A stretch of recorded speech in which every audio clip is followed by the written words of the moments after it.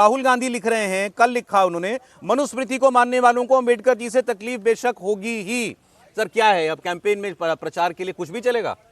देखिए, एक तो जो होम मिनिस्टर ने बोला और भारतीय जनता पार्टी की सरकार ने जो अम्बेडकर पे किया, उतना काम तो कभी नहीं हुआ। जो पंच तीर्थ की बात नरेंद्र मोदी सरकार ने की अम्बेडकर को लेकर, चाहे वो नागपुर हो, चाहे वो मऊ हो, चाहे वो दिल्ली हो, जो 5 तीर्थ बनाए गए। भारतीय जनता पार्टी के लोग राम के ही तीर्थ स्थल से और राम वनवास और राम वनगमन और राम जन्मभूमि से जानते हैं, लेकिन जो सबसे बड़ा काम मतलब एक कोई नॉन रिलीजियस जी डेविटी के लिए या देवता के तौर पर नहीं किया, तो भारतीय जनता पार्टी ने डॉक्टर अम्बेडकर के लिए किया और वो मोदी सरकार ने किया कि जो पंच तीर्थ बनाए। वो तो अलग इशू है कि अम्बेडकर पर क्या काम हुआ क्या नहीं हुआ, वो बड़ा काम हुआ है, ठीक है।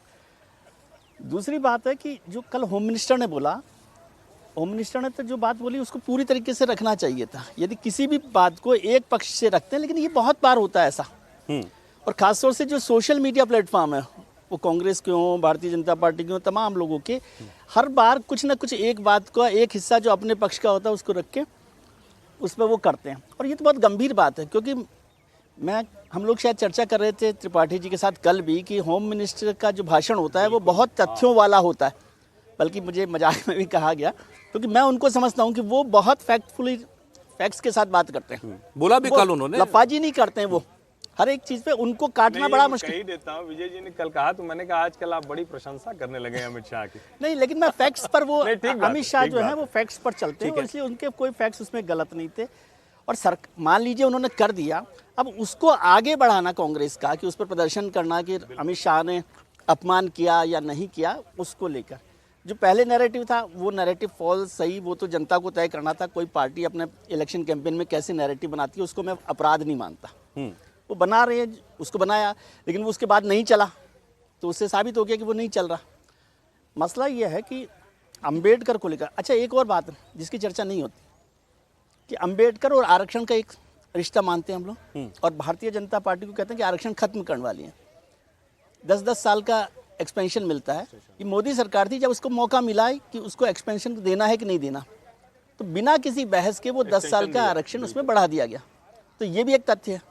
अब इस सारी बहस को कहां तक ले जा सकते हैं? मैं कह रहा हूं सोशल मीडिया ने जो किया उसका तो अलग अपराध है। सोशल मीडिया ने नहीं किया, कांग्रेस के ऑफिशियल हैंडल ने किया। हाँ, और चले मैं उसको भी मान लेता हूं, ऑफिशियल हैंडल की बात मैं कह रहा हूं, उसको आगे ले जाकर आप जब संसद में बाहर आकर प्रदर्शन कर रहे हैं, उसकी बात मैं गंभीर। सर ये उससे पहले शुरू हो गया, क्योंकि खड़गे साहब ने ये कहा कि अपमान किया सदन में किया, मैं तभी बोलने वाला था। के नेता के तौर पर खड़गे साहब पार्टी के अध्यक्ष हैं, वो तो अलग बात है, वो राज्यसभा में विपक्ष के नेता है। हाँ। विपक्ष के नेता की एक बड़ी जिम्मेदारी होती है कि वो किस तरह से बातों को रखे। और मेरे ख्याल से अमित शाह जी को कल मैं सुन रहा था, उन्होंने बहुत लंबा विस्तार से चर्चा अंबेडकर को लेकर की। नहीं, कांग्रेस पार्टी झूठ बोल रही है, और उनकी झूठ को बढ़ाने में कांग्रेस के अध्यक्ष और सारे बड़े नेता शामिल हैं, इससे तो ये समझ में आ रहा है। नहीं, मैं कांग्रेस के अध्यक्ष मानता ही नहीं, मैं उनको राज्यसभा में विपक्ष के नेता के तौर पर वो ज्यादा बड़ी जिम्मेदारी के तौर पर मैं देख रहा हूँ। और जैसे कल भी कहा कि भाई असत्य वो बोल रहे हैं, फैक्ट्स को ठीक तरीके से नहीं रख रहे। लेकिन इसका एक और चीज़ जोड़ लेनी चाहिए इस सब में, जब हम कांग्रेस पर बार बार ये आरोप लगाते हैं कि उन्होंने अंबेडकर का अपमान किया, उन्होंने लोकसभा में हराया। लोकसभा चुनाव हराना अलग बात है। 2 महत्वपूर्ण तथ्यों को यहाँ पर रखना चाहिए। अंबेडकर को जब कॉन्स्टिट्यूएंट असेंबली में पाकिस्तान का बंटवारे की जब बात आई, तो उनकी मेंबरशिप खत्म हो गई थी, वो कॉन्स्टिट्यूएंट असेंबली के नहीं थे। तो जवाहरलाल नेहरू ने जोगेंद्र नाथ मंडल को, बंगाल से थे, उनकी एक सीट को, जो 2 सीटों से थे, उनकी जगह अंबेडकर को चुना और कॉन्स्टिट्यूएंट असेंबली में लेकर आए। ये भी फैक्ट है। मतलब आप बार बार ये कहते रहे कि कांग्रेस अपमान करती रही है, उसका फैक्ट ये है। दूसरा फैक्ट, जवाहरलाल नेहरू की वो थी दबाव कि अंबेडकर को कानून मंत्री बनाया जाए। ये 2 भी फैक्ट्स हैं। जो चुनावों में हराया वो भी फैक्ट है, और अंबेडकर ने नेहरू कैबिनेट छोड़ी, आरोप लगाते हैं, वो भी फैक्ट है। ठीक है। नहीं, लेकिन सर ये आज कांग्रेस पार्टी बाहर प्रदर्शन कर रही है इस बात को लेकर के, अंबेडकर साहब के मास्क पहन करके, तस्वीरें लेकर के हाथ में खड़ी है, और वो उतनी क्लिप का हवाला दे करके जिसमें अमित शाह ने बताया क्या कह रहे हैं। और खड़गे साहब का ये कहना कि मैं कल भी प्रोटेस्ट करने वाला था, मुझे मौका नहीं मिला। आप पार्टी के अध्यक्ष हैं, आपको लगा अगर इतना बड़ा मामला है जिसको आज आप पूरे देश का मुद्दा बना रहे हैं, उस वक्त आपने सुन लिया बस उसको, या बाद में सबने तय किया अरे भाई ये तो मुद्दा बनाया जा सकता है? देखिए, आप कांग्रेस के पास इसके अलावा क्या है? क्लिप कटुआ बनकर किसी एक बात को काट लो और उसी पे अमित शाह को, भारतीय जनता पार्टी को घेरने की कोशिश करो। प्रधानमंत्री मोदी अंबेडकर के ऊपर कांग्रेस को इतना स्पष्ट उन्होंने आईना दिखाया, अमित शाह ने राज्यसभा में आईना दिखाया, उसके पहले मायावती लगातार आपको उत्तर प्रदेश में अंबेडकर को लेकर आईना दिखाती रही है। कभी क्या कांग्रेस इस संदर्भ में अंबेडकर को लेकर अपनी सफाई पेश की? प्रधानमंत्री कहते हैं कि आपने भारत रत्न नहीं दिया, तब अंबेडकर को भारत रत्न मिला जब कांग्रेस सत्ता में नहीं थी, कांग्रेस ने चुनाव में हरवाया।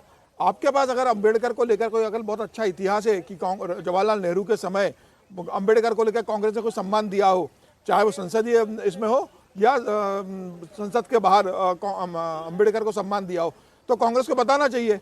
2024 के लोकसभा में जो राहुल गांधी ने आरक्षण का जो मुद्दा चला दिया था, उसका जो नुकसान भारतीय जनता पार्टी को हुआ था, अब भारतीय जनता पार्टी ये नैरेटिव सेट करने की स्पेस कांग्रेस को देना नहीं चाहती कि आप एक झूठा क्लिप चलाओ और समाज में संदेश देने की करो कि राज्यसभा में अमित शाह ने बोलते वक्त अंबेडकर का अपमान किया। जो राहुल गांधी ने 2024 के चुनाव में झूठा नैरेटिव चलाया था, उसका नुकसान तो भारतीय जनता पार्टी को चुनाव में हो गया। और यही कारण रहा कि जैसे ही कांग्रेस ने यह झूठा एक नैरेटिव चलाने की कोशिश की, तुरंत प्रधानमंत्री मोदी ने अपने हैंडल से 6 बार ट्वीट किया, बताते हुए जी बता रहा है कि किस तरीके से प्रधानमंत्री आक्रामक रूप से उस बात को बता रहे हैं कि कांग्रेस का इतिहास क्या रहा है। और मुझे लग रहा है कि अब बहुत ज्यादा कांग्रेस भले ही संसद के अंदर इसको लेकर एक इकट्ठे होकर कोई प्रदर्शन कर ले, संसद से बाहर निकल कर सड़क पर इसको लेकर प्रदर्शन कर ले, देश का बहुसंख्यक वर्ग और दलित समाज जानता है कि कांग्रेस ने अपने शासनकाल में और अपनी राजनीति के समय अंबेडकर के साथ कैसा व्यवहार किया। और यही कारण रहा कि अंबेडकर के लोग अब कांग्रेस के साथ जुड़े हुए नहीं है, वो भारतीय जनता पार्टी एक फैक्ट देखिए, दिलीप मंडल सीनियर जर्नलिस्ट हैं, वो उन्होंने डाला है अभी एक्स पर ही, 1952 का जब चुनाव हुआ पहला इलेक्शन जनसंघ और मध्य प्रदेश में तो अंबेडकर और वो दोनों लोगों ने साथ मिलकर मुंबई सिटी नॉर्थ की सीट से लड़े थे बाबा साहब अंबेडकर, और उस वक्त वो लड़ रहे थे शेड्यूल कास्ट फेडरेशन की तरफ से।